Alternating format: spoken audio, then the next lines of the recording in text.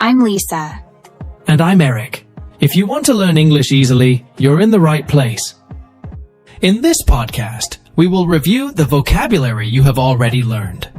Repetition is very important when learning English. We make this podcast so that our listeners can repeat what they have learned. Okay, Eric, please tell us which words we will review today. Okay, Lisa. In the first video, we will review vehicle.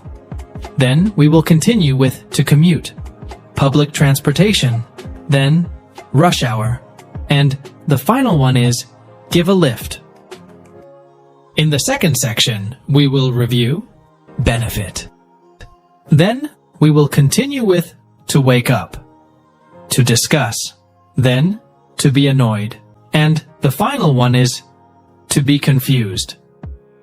And in the last section, equal. Then we will continue with balance, to be worth, then countryside, and the final one is to give up. Can you start with the first word? Sure, Lisa. The first word is vehicle. Vehicle. Vehicle. A vehicle is a thing that takes you from one place to another. It can be a car, a bus, a bicycle, or even a boat. That's a good explanation, Eric. Let's see how this word works in a dialogue. Imagine two friends talking.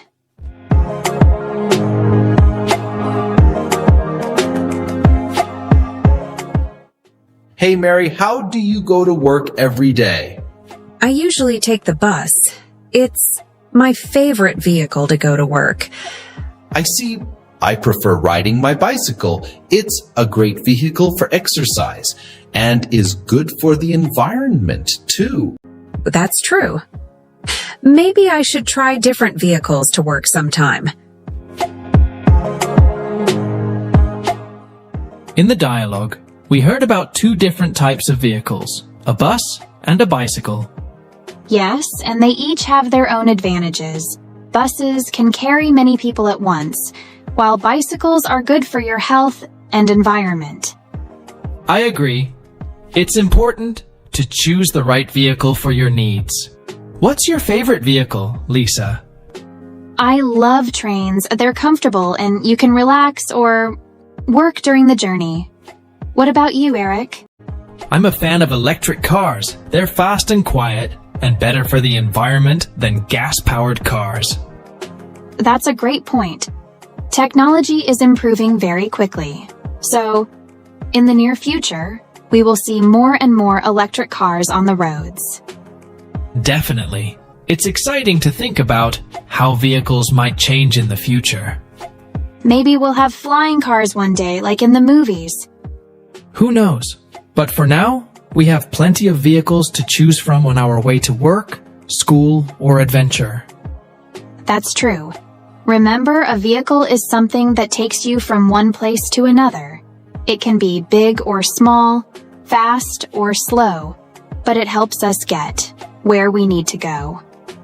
Exactly, Lisa. It was a good repeat explanation. Okay, let's move on to the next words. Okay, Eric, can you explain the next word, please? Sure, Lisa. The next word is public transportation. Public transportation. Public transportation. It means a system of vehicles, such as buses and trains, that work at regular times on fixed routes and are used by the public. Exactly, Eric. Now, let's listen to a dialogue where John and his friend Mary are talking about using public transportation in their city.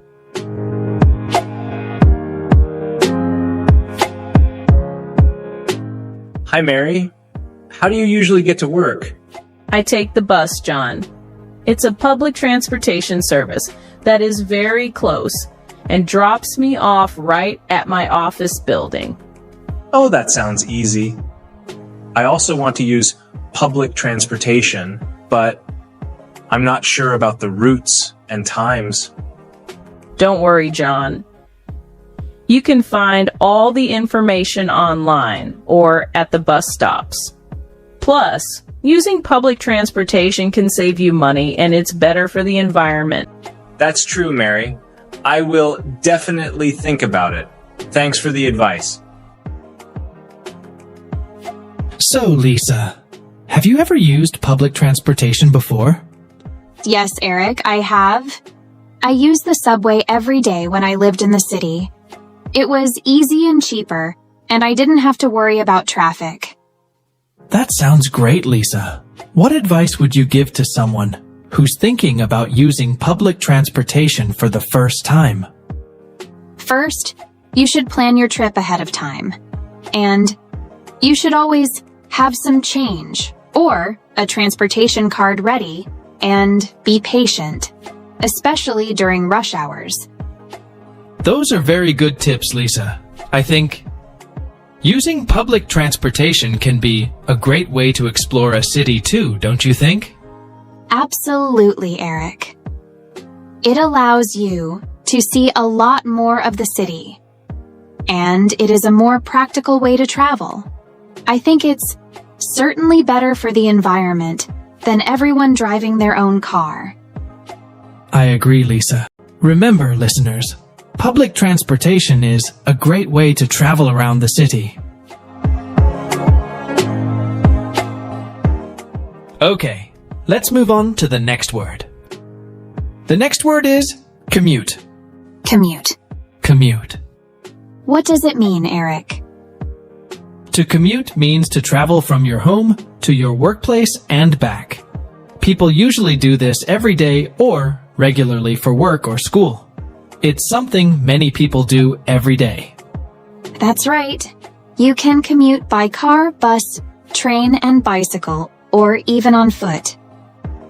Okay, let's hear an example dialogue with the word to commute.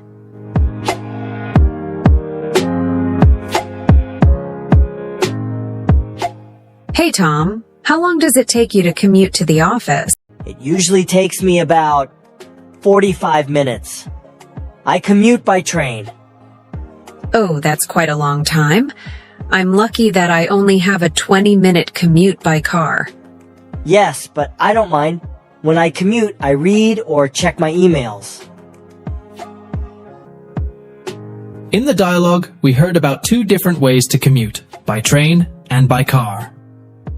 Yes, and we also learned that commuting times can change depending on where you live and work. When I was working at my previous job, I had to commute for an hour each way. It was tiring, but I used this time to listen to podcasts and make it more enjoyable. Wow, that's a long time to spend commuting every day. I'm glad my commute is shorter now. Do you think there are any ways to commute, Eric? Well, some people enjoy the time alone to relax or prepare for the rest of the day. And if you commute by public transport, you can use the time to read, work, or catch up on sleep. That's true, but I think commuting for a long time can also be stressful and tiring. It's important to find some activities when you commute. Agreed. There are many ways to make commuting more enjoyable. They might be listening to music, reading a book, or even learning a new language. And if possible, it's great to find ways to shorten your commute, like living in a closer location to work, or finding a job with a shorter travel time. Absolutely. Commuting is a part of daily life for many people, but it doesn't have to be a negative experience. That's right. Remember, to commute means to travel regularly between your home and work or school. It's something that many of us do every day. Thank you for repeating the meaning of commute, Lisa. You're welcome, Eric. Let's move on to our next word. Okay, Lisa. The next word is rush hour. Rush hour. Rush hour. When most people are going to or from work, it is called rush hour. And the roads and public transit are absolutely very crowded. It usually happens twice a day, once in the morning and once in the evening. Yes, Eric. The roads and public transportation are very crowded, and it can take longer to reach your destination. Now, let's have a look at the example dialogue.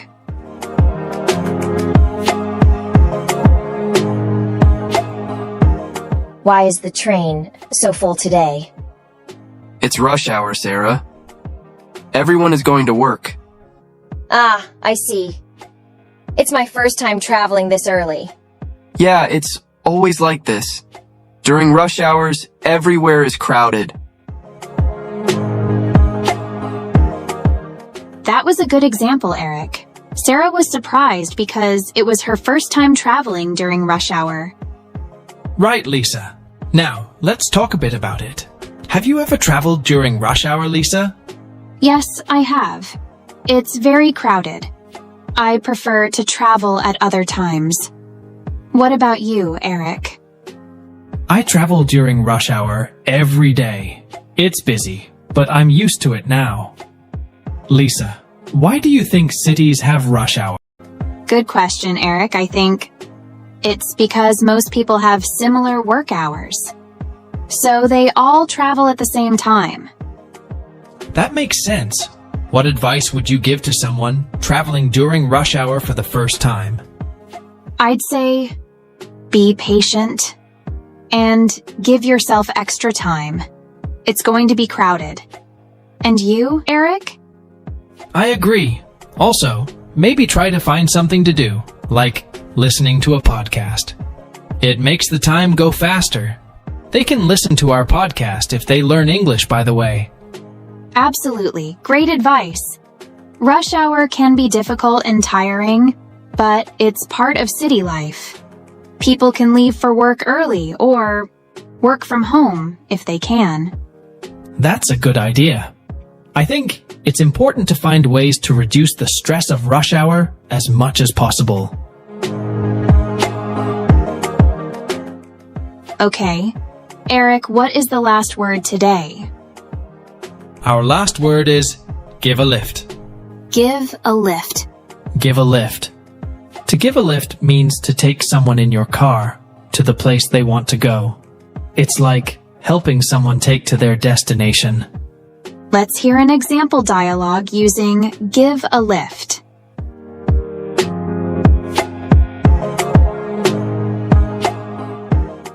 Hey, Mike. I missed my bus.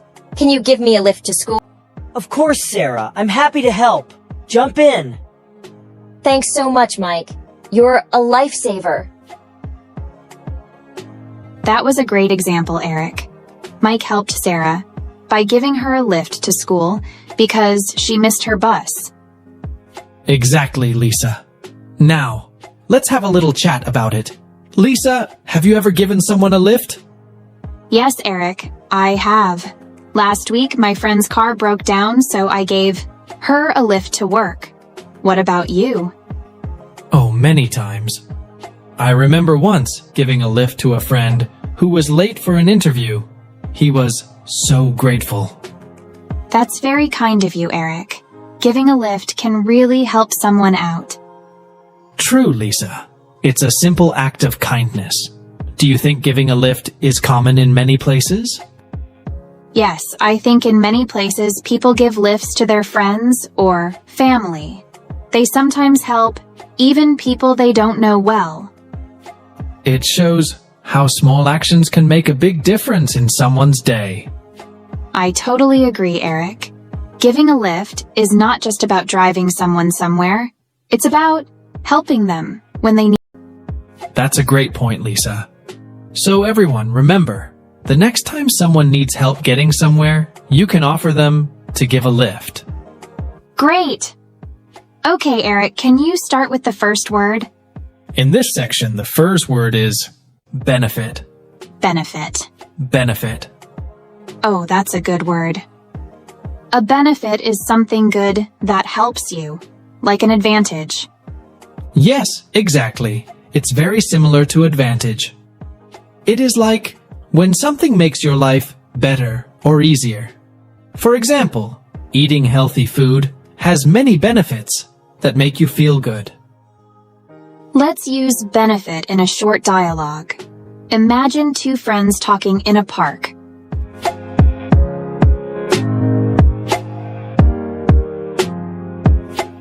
Hey Tom, have you started using the new health app I told you about? Yes, I have. It's really great and has a lot of benefits. I am writing down what I eat and how much I exercise. That's good to hear. What benefits have you noticed? Actually, yes. I feel more energetic and I've lost some weight too. That's wonderful. Following your routine can be very helpful for your health. That was a nice example. So Tom saw the benefit of using the health app because it helped him feel better and lose weight. Now, Lisa, can you think of something that is a benefit of learning a new language? You can meet people from different countries if you learn a new language. That's a big benefit, right? Absolutely. Understanding and speaking another language can open up so many doors for you. Or, can you think of the benefits of exercise, Lisa? Sure. Exercise can make you stronger and help you sleep better. Those are important benefits. Yes, they are. It also shows how much benefit the things we do, or the decisions we make have. Try to use the word benefit in your own sentences and think about the benefits in your life. Right. Today, we learned about the word benefit. Remember, a benefit is something good that helps you. Okay, let's move on to our next word. What is the next word, Eric? The next word is to wake up. To wake up. To wake up. To wake up means to stop sleeping and become awake. For example, I usually wake up at 7 o'clock in the morning. That's right, Eric. Now, let's have a sample dialogue using to wake up.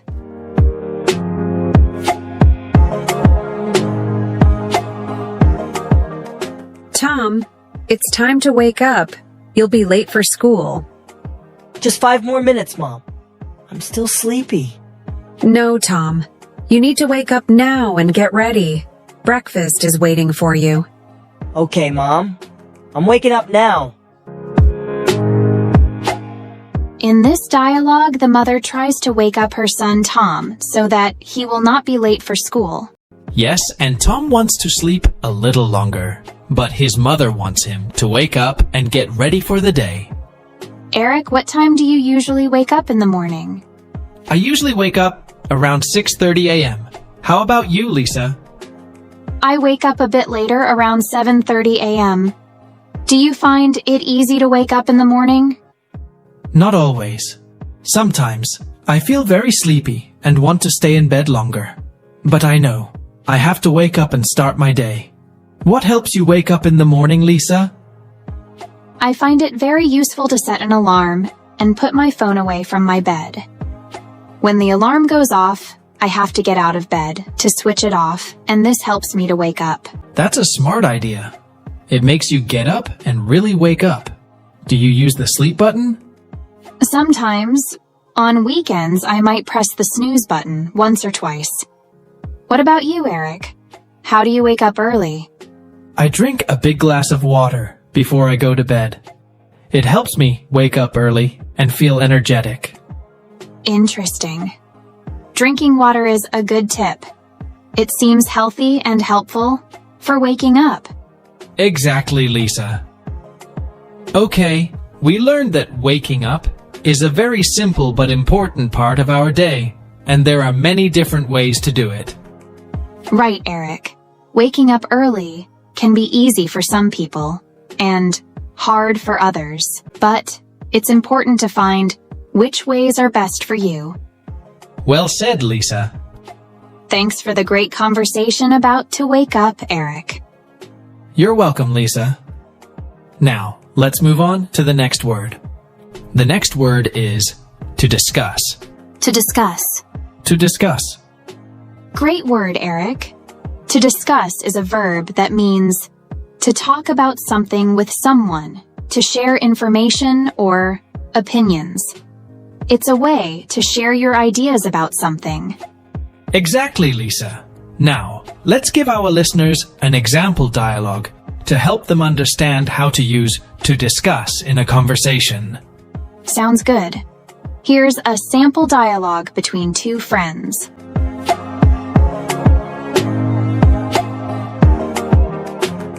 Hi, Sarah. Do you have a minute to discuss our plans for the weekend? Sure, John. What ideas do you have in mind? I was thinking we could have a barbecue in the park. What do you think? That sounds great. Let's discuss the details and make a list of what we need. That was a perfect example. What do you like to discuss with your friends, Eric? I love to discuss movies. Talking about the story and the characters is always fun. How about you, Lisa?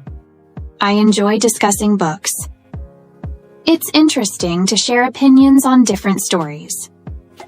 Eric, why is it important to discuss things with others? Great question, Lisa. It's important to discuss it because it helps us understand different opinions, and it can also teach us new things. What do you think, Lisa? I agree, Eric. Discussing also makes our relationship strong. It's a way to connect with other people by talking and listening. Eric, can you think of any other situations where people might need to discuss something? Well, students often discuss their homework or projects with classmates. Families might discuss their weekend plans or household chores. Those are good examples, Eric. Or, friends might discuss their hobbies like books or movies they enjoy. True. Discussing is a big part of our daily lives and relationships. It sure is. Thanks for explaining the word to discuss, Eric. I think our listeners will find it helpful. I hope so, Lisa. Let's move on to the next word. It's to be annoyed. To be annoyed. To be annoyed. What does to be annoyed mean, Eric? To be annoyed means to feel bothered or upset because of something or someone. It's not a strong, angry feeling, but it can make you feel a little upset. Oh, I see. Can we have an example of dialogue with the word annoyed? Of course. Let's set the scene. Imagine you're in a library and you are trying to study.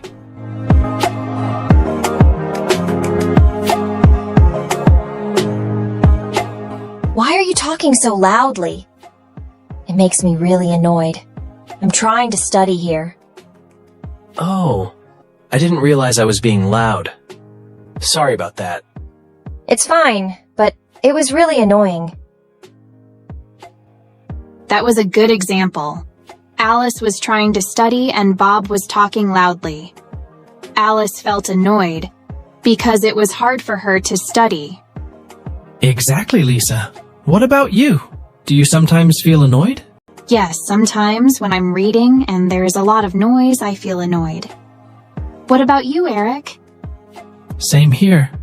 I get annoyed when I'm trying to work and my cat jumps on my desk and blocks my computer screen. That sounds cute, but annoying at the same time. Yes, it is. So, annoyed is used to express that something or someone is making us feel slightly upset or irritated. Also, it's not just about what others do. Situations can make us feel annoyed too. Correct. It's important to express anger calmly and politely, as Alice did in our example. Definitely. Well, that's all for today's word, to be annoyed. Thanks for explaining, Eric. No problem, Lisa. Thank you all for listening. Remember, feeling annoyed is normal, but how we handle it makes a difference. Let's move on to our last word. What is the last word, Eric? The last word is to be confused. To be confused. To be confused. To be confused means to be unsure or unclear about something. When you are confused, you don't fully understand what is happening or what someone is saying. That's right, Eric. For example, you might say, I'm confused about the directions to the park. Here's a sample dialogue using to be confused.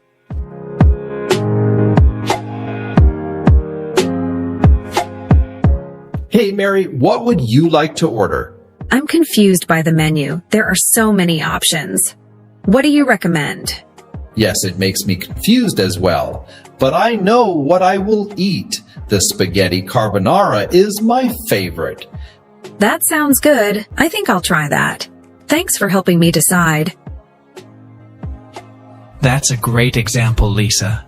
It shows how someone can be confused when there are too many choices. Definitely. It's common to feel confused in situations like that. Hey Eric, have you ever been confused by something recently? Actually, yes. I was trying to set up my new phone yesterday, and I got really confused by all the different settings and options. Oh, I know what you mean.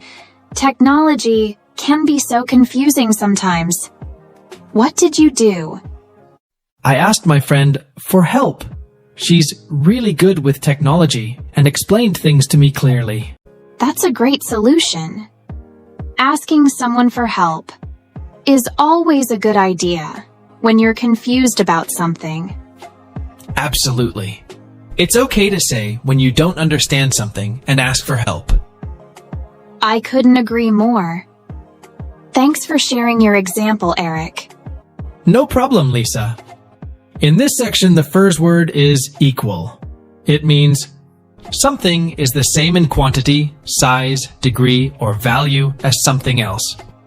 That's a great definition. Let's make it clearer with an example dialogue. Imagine two students are comparing their test scores.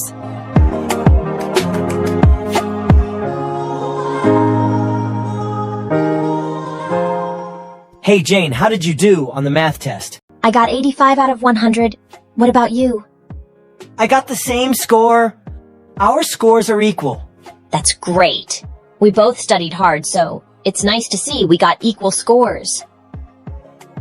This dialogue shows Sam and Jane having test scores that are the same, so they are equal. Eric, can you think of a time when being equal is really important?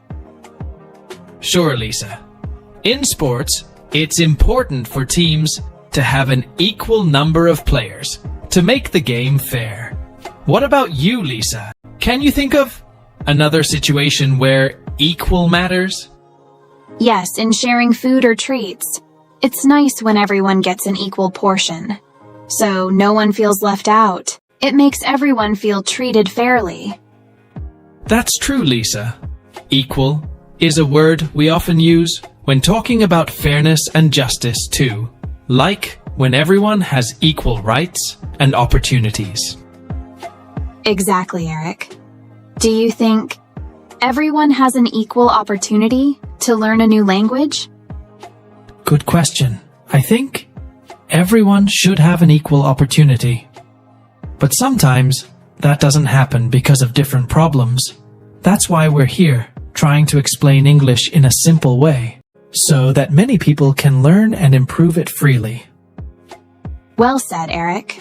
We're very interested in making sure that everyone has an equal chance to learn. I hope that our podcast makes people feel motivated and helped. So, let's summarize today's word. Equal means the same in number, size, degree, or value. Yes, Lisa.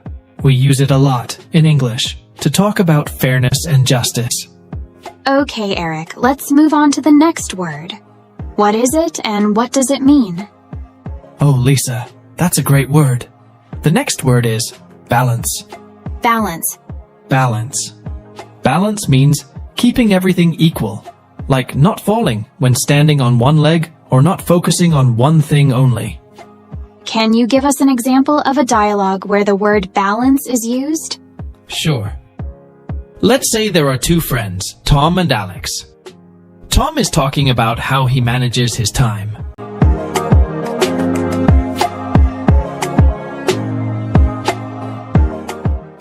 Hey Alex, how are you doing well in school? Do you still spend time on football and video games? Well, Tom, it's all about balance. I have a balanced plan every week. I try to find a balance between studying, training for football, and playing some games. That sounds clever. I'm always playing games, and then late at night trying to finish my homework. I guess I don't have a good balance between the two. Your activities should be in balance. This can help you feel less stressed and more successful. That's a good example, Eric. Balancing activities is very important. Absolutely, Lisa. Do you think it's easy to get a good balance in life? No, Eric, not always. It takes work and preparation, but it's worth it. Alex said that making a plan can be very helpful in the dialogue. Right. Do you find a good balance between your hobbies and work, Lisa? I try, Eric. Sometimes I have to change something to find a better balance, but it helps me feel happier and more relaxed. How about you?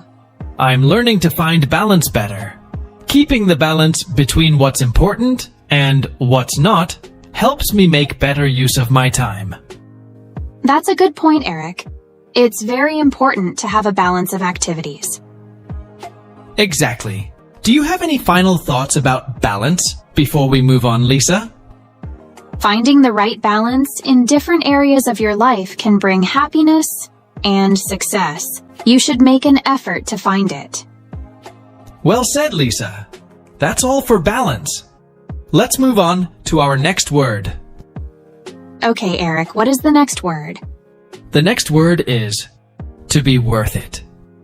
To be worth it means that something is good or important enough to make the cost, effort, or time right on it. Or, if something is worth it, it means it is good enough to make extra effort. For example, if you say, the movie was worth the wait, it means that the movie was so good that you don't mind waiting a long time to see it. Now, let's have a sample dialogue using to be worth it.